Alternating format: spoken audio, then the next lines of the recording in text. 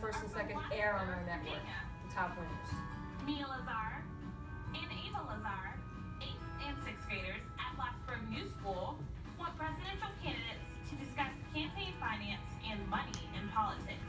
In their video titled, "What Should Be Done About Money in Politics?" They were sisters.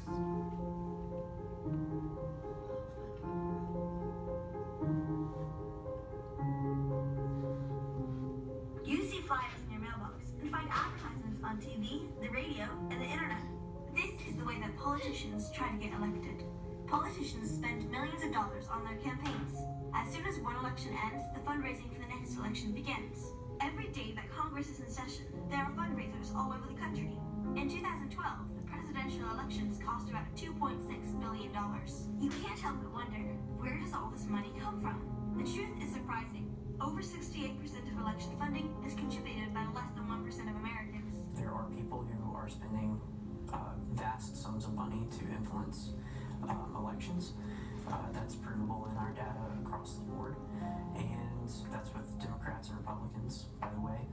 It's all people of all political stripes, and so I think at the end of the day, everyone's vote is still the same. But if you are judging people, judging the level of speech that people can participate in, there's a very small group of prolific political donors out there who have greater access to the political system because they have more money. Right now, if you have one phone call to make, are you going to make that call to the billionaire or to the citizen in your district who's going to give you $50?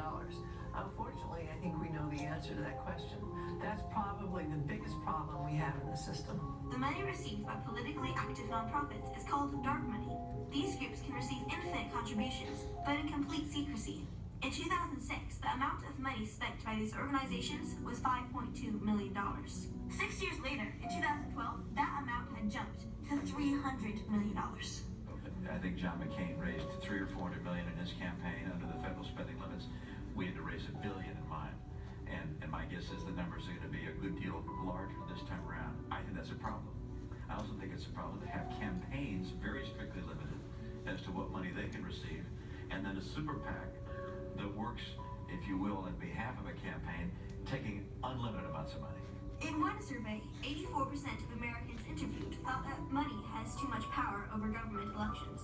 In 2013, an individual person could give up to $2,600 to each candidate every year.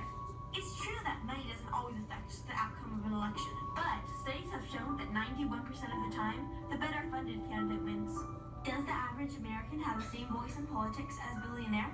According to John Samples from the Cato Institute, that's the wrong question we should be asking. Well, I don't think that's the right question, actually. I would add some similar questions to it. Do I think the average person has the same influence or voice in politics as the New York Times? Do I think the average person has the same influence as, say, Fox News or MSNBC? Do I think the average person has the same influence as C-SPAN? The answer to all of these, including your question, is no. But the interesting question is, do we therefore want to limit the influence, limit the spending of the New York Times or Fox on political speech? Well, some people may want to do that, but the fact is the First Amendment prevents them from doing so. And I think once you realize that these corporations I've mentioned, the Times and Fox and so on, that the question, they too are going to have more influence than the average person. And if that's the standard, then everyone is going to find their speech. All of these normal press outlets that we think are important to our democracy are going to find their speech regulated, controlled by the federal government. And that's not permitted under the First Amendment.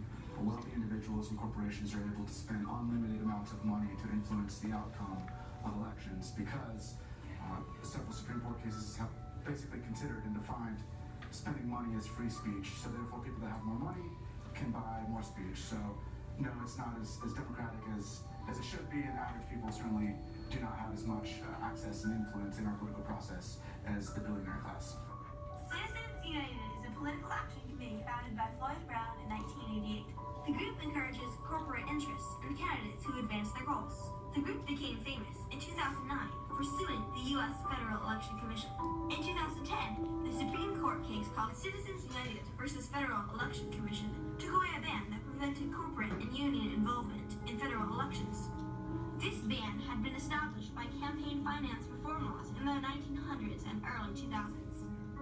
The Citizens United case weakened earlier laws to make it so that unions, corporations, and other organizations can spend unlimited amounts of money to fund political advertisements leading to the election or defeat of specific candidates. This essentially allows big corporations to mainline those monies into these elections. The Federal Election Campaign Act only allowed a person to donate $48,600 in total to political candidates. Sean McCutcheon, a resident of Alabama, wanted to give more than that. In 2014, Sean McCutcheon, with the help of the Republican National Committee, decided to fight the FEC's restrictions. It ended up at the Supreme Court. The court decided that money is a form of free speech, so the limits were unconstitutional. Well, I don't think there should be restrictions on how much people should be able to give, because money is not speech per se, but money does translate into speech, and regulating money, restricting it, prohibiting spending of money does affect freedom of speech. Disclosure plays an important part in politics. The dictionary says that the word disclose means to make known, reveal, or uncover. Political disclosure is when the people know who is giving money to candidates or groups that support candidates.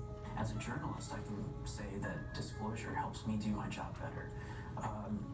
We're able to map out the influence networks that